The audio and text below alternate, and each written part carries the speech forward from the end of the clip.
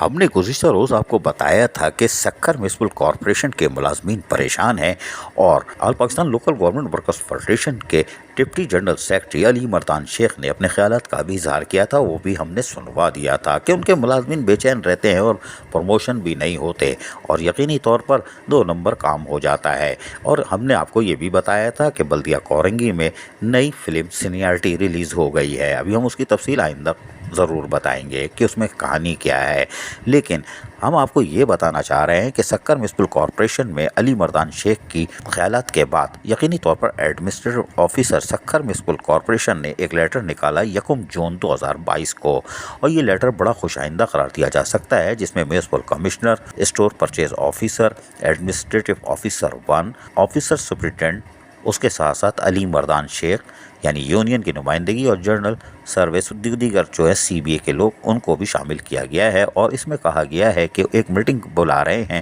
جس میں ملازمین جو سکھر میونسپل کارپوریشن سے تعلق رکھتے ہیں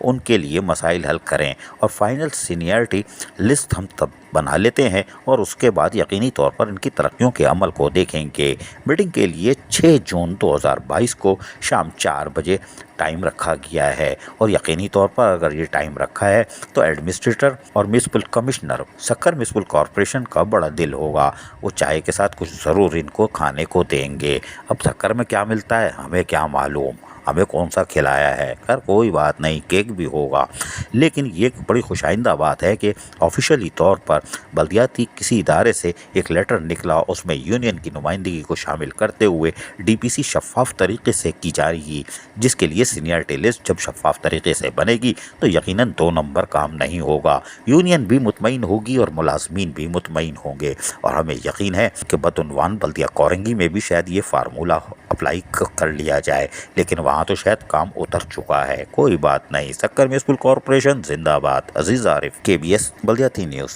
ایسی ہی خوبصورت ویڈیوز فیوچر میں حاصل کرنے کے لیے ریڈ بٹن پر کلک کر کے اور بیل آئیکن کو پریس کر کے ہم سب کے سبسکرائبر بننا مت بھولیے.